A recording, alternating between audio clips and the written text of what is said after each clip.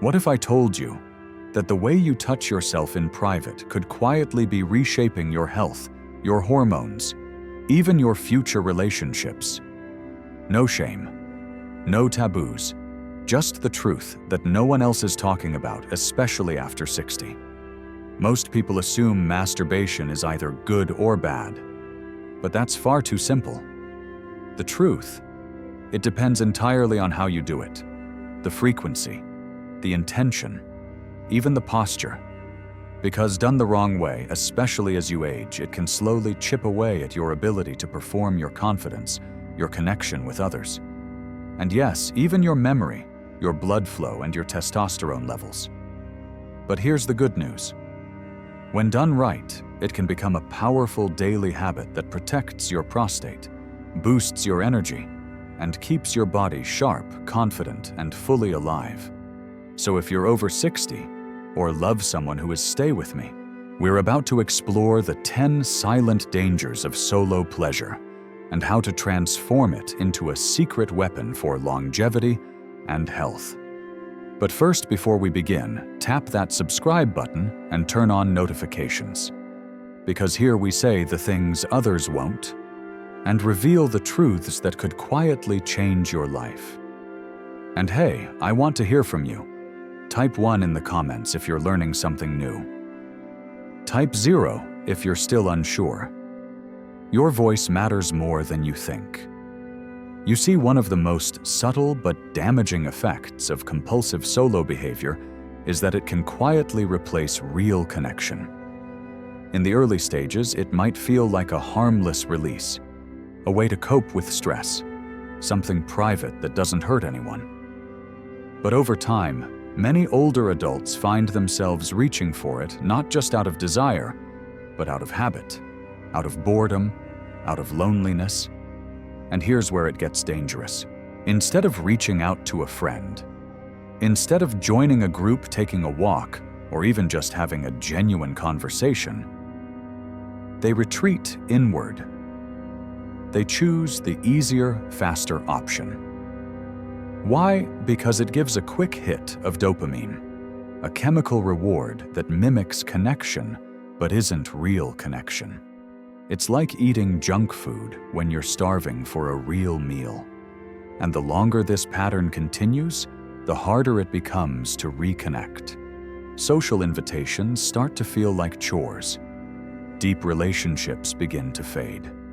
And worst of all, the isolation becomes comfortable, like a quiet trap you don't even realize you're in. But human beings, especially in our later years, thrive on connection. Studies show that strong social bonds reduce the risk of heart disease, stroke, cognitive decline, and even death. Loneliness, on the other hand, increases inflammation in the body, raises cortisol, and speeds up aging. So when solo behavior becomes a substitute for intimacy and companionship, it robs us of something far more important than pleasure. It takes away our most powerful medicine, community. But don't worry, it's not about quitting pleasure. It's about balance. It's about noticing when a private moment becomes a pattern of avoidance. It's about reaching out when your instinct says, withdraw. And it's about remembering. The deepest pleasure doesn't come from a screen or a fantasy. It comes from being seen, heard, touched, valued. The good news is this is reversible. If you feel this happening in your life, even just a little, take one small step today. Call someone, join a local group, talk to a neighbor. Say yes to something social, even if it feels a little uncomfortable at first. Because you deserve more than just relief. You deserve connection. And the kind of joy that can only come from sharing life, not just escaping it. Are you ready to move forward? This one is sneaky because it happens slowly, quietly, almost invisibly. You might not notice it right away. But over time, your brain starts to adapt to the patterns you feed it. It begins to build new pathways, responding not to real intimacy, not to shared laughter or eye contact or human warmth, but to a very specific type of artificial stimulation. It's like teaching a musical instrument to only play one song. The more often you engage with solo behavior in the same routine, in the same environment, using the same type of visual or mental cues, the more your brain associates that exact combination with arousal. And guess what? That makes it harder for your brain to respond to anything else. You may find yourself needing more stimulation than before, louder, faster, more intense, just to feel the same effect. What once brought comfort now feels dull, even frustrating. Worse, when it comes time for real-world connection, your brain might not respond at all. What used to be exciting or meaningful begins to feel slow, distant, or awkward. Not because you've lost desire, but because your brain has rewired itself to seek out something else. This phenomenon is known as desensitization, and for many people over 60, it becomes a source of quiet shame. You might wonder, what's wrong with me? You might feel embarrassed with a partner or start avoiding intimacy altogether. Not because you don't care, but because it feels unfamiliar, even uncomfortable. That's the emotional toll. But the good news is our brains are incredibly flexible. Yes, they adapt to what we repeat, but they can also unlearn and relearn. It starts with awareness.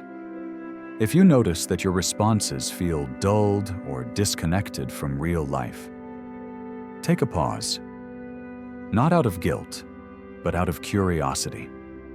Give your brain a chance to reset. Spend time doing things that spark real emotion like music, conversation, or nature. Focus on slower, more meaningful sensory experiences that don't overwhelm the system, but instead help retrain it to enjoy subtlety again. And if you have a partner, talk about it.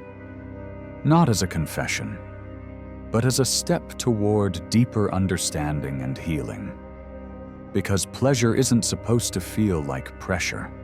It's meant to be shared, felt, enjoyed fully and freely. And when you give your brain the chance to reconnect with real experiences, you may be surprised just how much joy and vitality return. So let's keep going.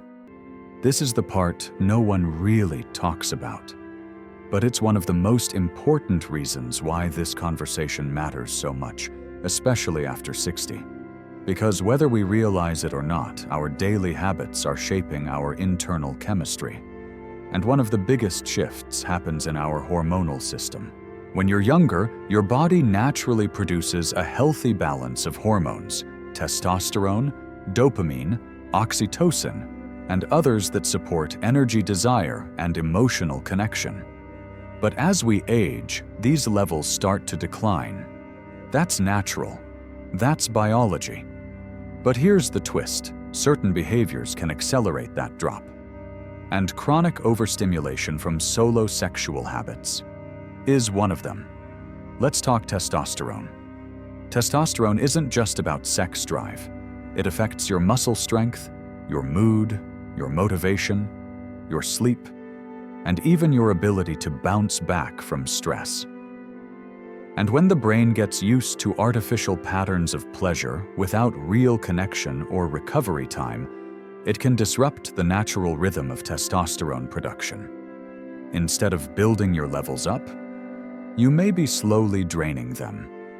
You may notice it as fatigue, or irritability, or a general lack of enthusiasm for things you used to enjoy. Even worse, it can trigger a downward spiral, because low testosterone makes it harder to feel desire. And when you don't feel desire, you may turn back to quick solo stimulation just to feel something. But that habit keeps your levels suppressed, and the cycle continues. Then there's dopamine, the reward chemical. It's what gives us that hit of excitement or pleasure. But dopamine isn't limitless.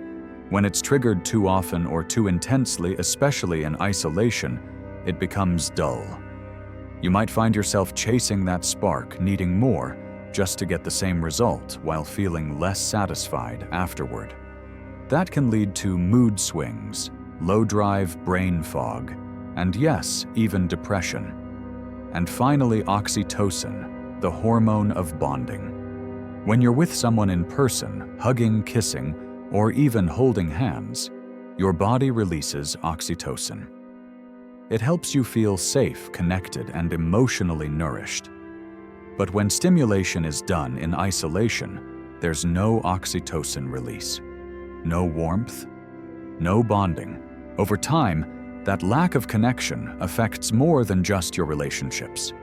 It chips away at your emotional resilience. You may feel lonelier, more anxious, or emotionally flat, even if you can't quite explain why.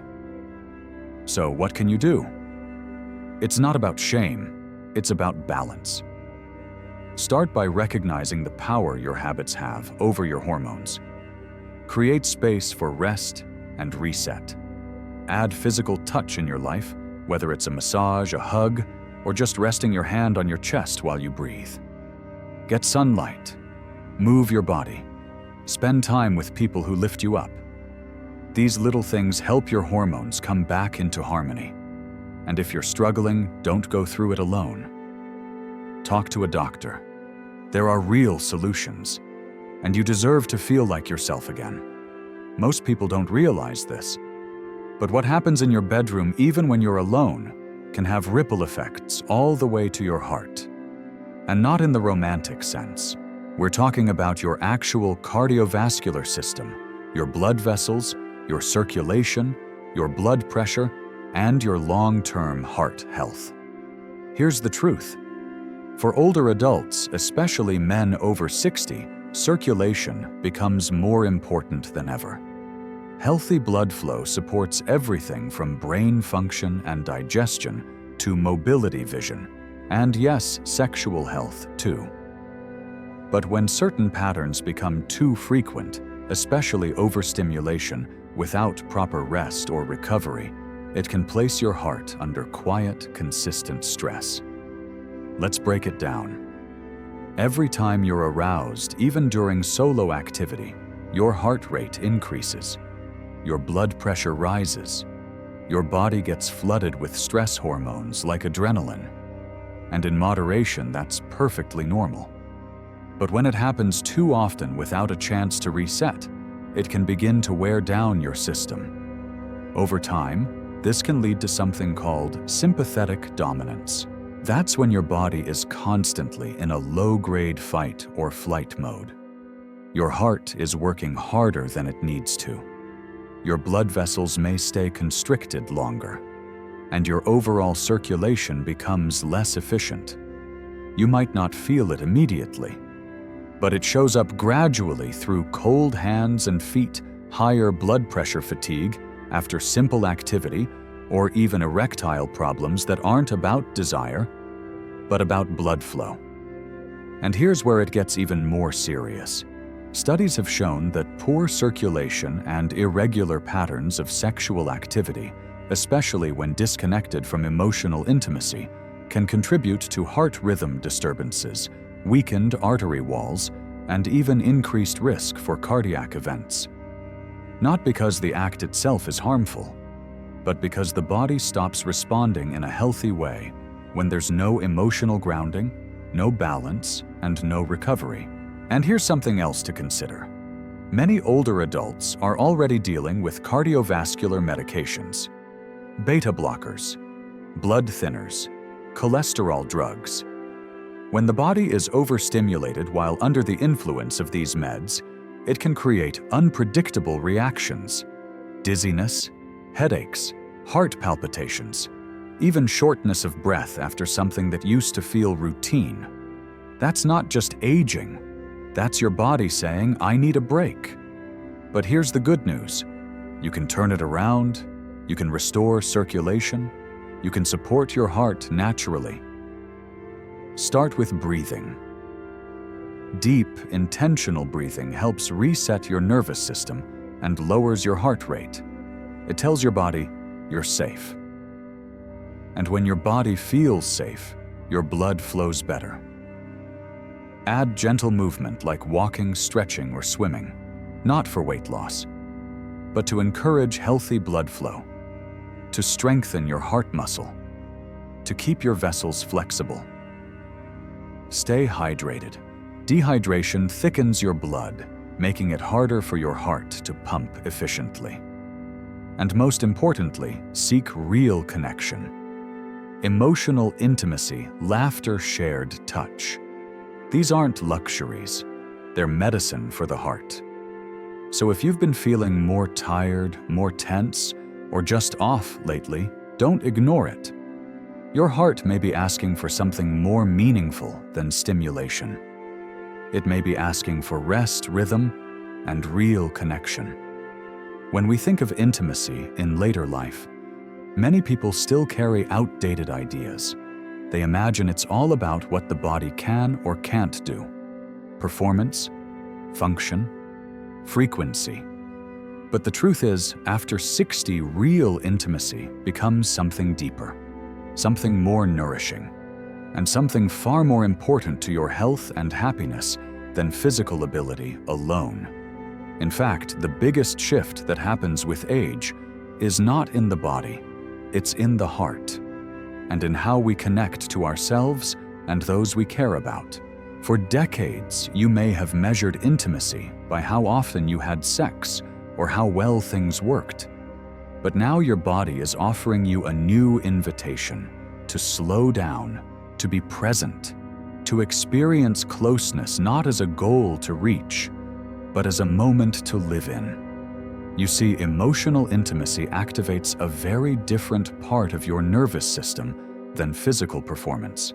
It calms your body, it lowers stress hormones, it boosts oxytocin, the bonding hormone, and it creates a sense of safety that actually enhances desire rather than shutting it down.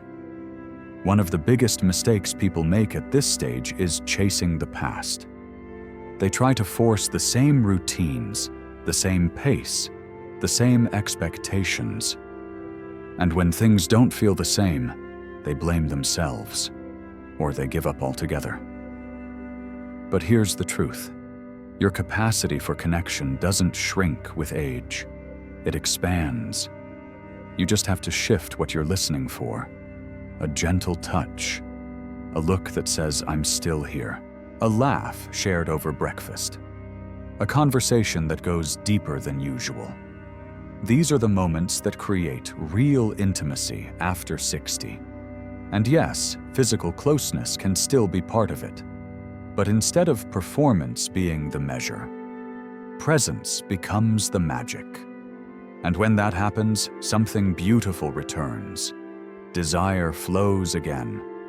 But not because of pressure, because of peace. For couples, this is a powerful time to reconnect, to relearn each other's rhythms, to explore new forms of closeness, from massages to bathing together, to simply holding one another in silence. For those who are single, it's a chance to reconnect with yourself, to build intimacy from the inside out, through self-kindness, through mindful touch, through understanding your needs and honoring your emotions. In both cases, it's not about what's missing. It's about what's finally being seen. You. This stage of life isn't a closing chapter.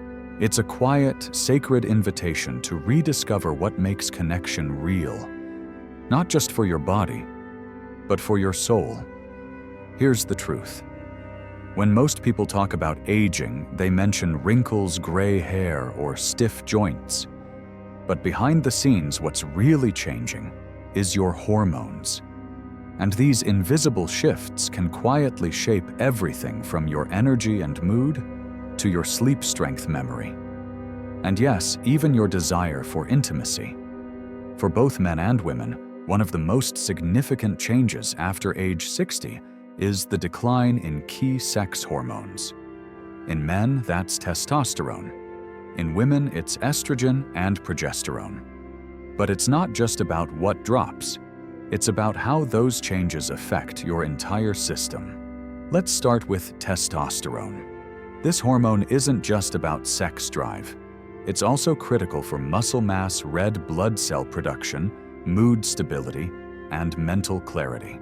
When levels fall too low, men may feel tired, irritable, foggy. And they often blame it on aging itself, not realizing it could be hormonal imbalance. Women, on the other hand, may notice increased anxiety, vaginal dryness, night sweats, or a sudden loss of interest in intimacy. These symptoms can feel confusing and even shameful, but they're biological. And most importantly, they're manageable with the right care and knowledge. Now here's the part that most people don't know. Your hormones don't just change once and stop. They continue to shift, influenced by stress, diet, sleep, physical activity, and even your relationships. For example, chronic stress increases cortisol, and when cortisol stays high, it suppresses your body's ability to produce testosterone and estrogen. That means the more overwhelmed you feel, the harder it becomes to feel close to others, or to feel like yourself. On the flip side, physical touch, good sleep, healthy fats, strength training, and even laughter can naturally help your hormones rebalance. The body wants to return to harmony, but it needs your help. There's also a powerful hormone many people overlook, oxytocin. It's often called the love hormone, but it's more than that. Oxytocin helps reduce pain, promote calm, and deepen emotional connection. And get this, oxytocin is released during hugs, warm conversation, eye contact, and even during moments of deep gratitude. So, if you've felt disconnected lately, if your energy or intimacy feels off, don't rush to blame yourself. Look within. Ask, what are my hormones trying to tell me? And if needed, seek support. Today's healthcare providers have access to safe, non-invasive hormone testing and natural treatments. Sometimes just a small adjustment can create a massive improvement in how you feel, move, and connect. Aging isn't the end of vitality.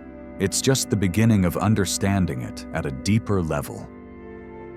And when you listen to your body's signals, when you give it what it truly needs, you may just find that your best years aren't behind you, they're still ahead. Let's talk about something that's often overlooked yet profoundly healing. Touch. And I don't just mean from someone else. I'm talking about your relationship with your own body and how that relationship changes as you age. You see, many older adults begin to feel disconnected from their bodies. Wrinkles, aches, surgical scars, sagging skin, they start to see a stranger in the mirror. And over time, that disconnect can lead to avoidance, avoiding mirrors, avoiding intimacy, even avoiding simple acts of self-care. But here's the truth. Most people never say out loud. Your body is not a mistake. It's a miracle. It has carried you through decades of life, through joy, through pain, through loss, through laughter. Every line, every mark, every curve, they're not flaws, they're stories. And when you begin to reclaim that story, when you start to see your body not as something to hide, but something to honor, that's when everything begins to shift.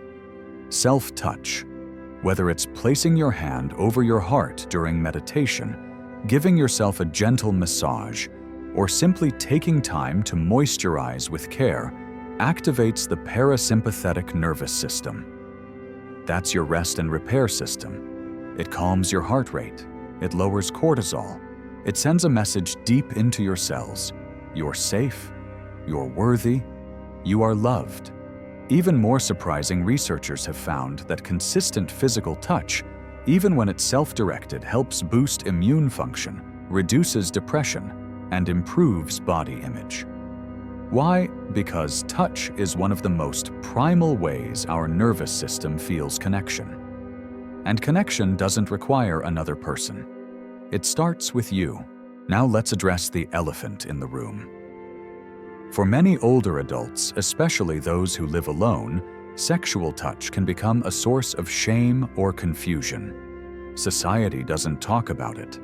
Some people feel guilty. Others feel silly. But here's what science says. Healthy sexual touch, including masturbation, is not wrong. In fact, it can support brain health, sleep quality, circulation, hormone balance, and emotional well-being. It's not about fantasy or pressure. It's about reconnecting with what feels good in your own skin. Learning to listen to your body's yes and no. Letting pleasure be a part of healing, not something to feel ashamed of. Whether you're partnered or single. Whether your body looks the same as it used to or has changed dramatically. You still deserve tenderness. You still deserve joy. So tonight, instead of rushing through your evening routine, try slowing down. Light a candle. Put on soft music. Touch your skin with kindness, not to fix anything, but to remember that this body is still yours, and it's still sacred. Let's talk about intimacy, not just physical, but emotional closeness with the person who's been by your side through it all. Because here's the reality. Many couples over 60 quietly begin drifting apart. Not from lack of love, but from years of routine, unspoken hurt, changing bodies, and a fear of rejection. Conversations become practical, touch becomes rare, and slowly the space between you grows. But here's what most people don't realize: intimacy doesn't fade because we age. It fades because we stop being curious, we stop exploring, we stop reaching out with vulnerability, and yet, it's never too late to rebuild that bridge. Start small. Start with honesty. Have the courage to say, "I miss being close to you," or "I don't know how to connect the way we used to, but I want to try." Those words said gently and from the heart can unlock years of silence. Next, redefine what intimacy means in this chapter of life. It's not about performance. It's not about recreating the past. It's about finding new ways to enjoy each other's presence. Maybe that's holding hands during a walk. Maybe it's slow dancing in the kitchen. Or cuddling without any pressure for more. Emotional intimacy begins when both people feel safe. Safe to be seen, heard, and accepted exactly as they are now. That means talking about your fears, your insecurities, your changing needs. And it also means listening, really listening, without judgment. One of the most healing practices for older couples is something called intentional touch. Set aside 10 minutes. Sit facing each other. One person places their hand on the other's chest, just over the heart. The other simply breathes. No agenda, no expectations, just presence. This kind of non-verbal connection tells the nervous system, "I'm here with you. You matter. I see you." From there, trust begins to return. Walls begin to soften.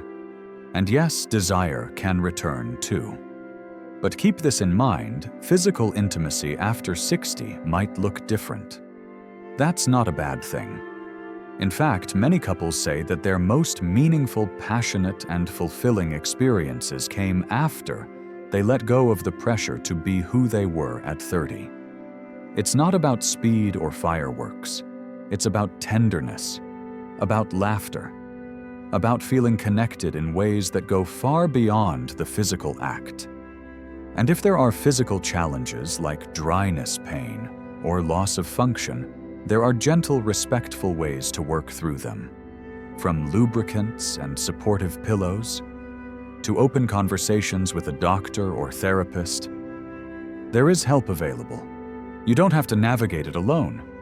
Remember this, your relationship isn't behind you. It's still being written.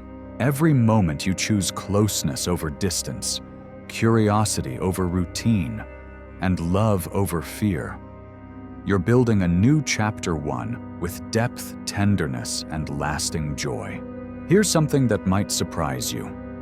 Intimacy in your later years, both emotional and physical, isn't just about connection or companionship. It's actually one of the most powerful, underrated health tools you have. Let's begin with your heart. When you engage in affectionate touch, whether it's a warm hug, a long embrace, or a moment of hand-holding, your body releases a hormone called oxytocin. This bonding hormone doesn't just make you feel close to someone, it actively lowers your blood pressure, reduces your heart rate, and calms stress levels. In fact, studies show that regular affection can significantly reduce your risk of cardiovascular events. Now let's talk about your immune system. Yes, intimacy strengthens it. When you feel connected, valued, and safe with someone, your body produces more antibodies and natural killer cells, those tiny defenders that protect you from illness and infection. People who enjoy regular close contact with loved ones tend to get fewer colds, recover faster from illness, and even respond better to vaccines. And then there's the brain. Emotional closeness and loving touch stimulate parts of the brain responsible for memory focus and emotional regulation. That's right, intimacy actually helps keep your mind sharper longer. It boosts serotonin and dopamine, the feel-good chemicals that fight off depression, anxiety, and even cognitive decline. And when paired with trust and communication, it creates a sense of psychological safety that is incredibly nourishing as we age. Here's another surprising benefit: pain relief. Gentle touch massage and even cuddling can activate the body's natural painkillers. This is especially important for older adults dealing with arthritis, joint stiffness, or chronic discomfort. It's not magic, it's biochemistry, and it's available to you freely and naturally through real human connection. And let's not forget sleep. If you've ever fallen asleep next to someone you love, you know how calming it can be. That's not just comfort, it's science. Physical closeness at night promotes deeper, more restful sleep. Your cortisol levels drop, your melatonin rises, and your body is finally able to relax enough to restore itself. So let's put this together. A healthy, intimate life after 60 can improve your heart health, strengthen your immune system, boost your brain function, ease physical pain, and help you sleep more soundly. But perhaps most importantly, it reminds you that you are still alive, still worthy of joy, closeness, and affection, still capable of feeling desired and desirable. That feeling alone can change everything. This is why I often say, intimacy isn't just about pleasure. It's about vitality. It's about healing. It's about reclaiming something essential to who you are. Let's get honest. Sometimes, no matter how much we care about our health, our relationships, or even our desire for intimacy, things just don't feel right. Maybe you've been struggling in silence. Maybe you've noticed changes in your body or your emotions that you can't explain. Or maybe you've been quietly wondering, is this just what aging feels like? Here's the truth. Struggling doesn't mean you're broken. It doesn't mean you're weak. And it absolutely doesn't mean you're alone. Many seniors experience challenges with intimacy, both physical and emotional. Low libido performance issues, pain during intimacy, or just feeling disconnected. These are far more common than you think. But they're not just part of getting older.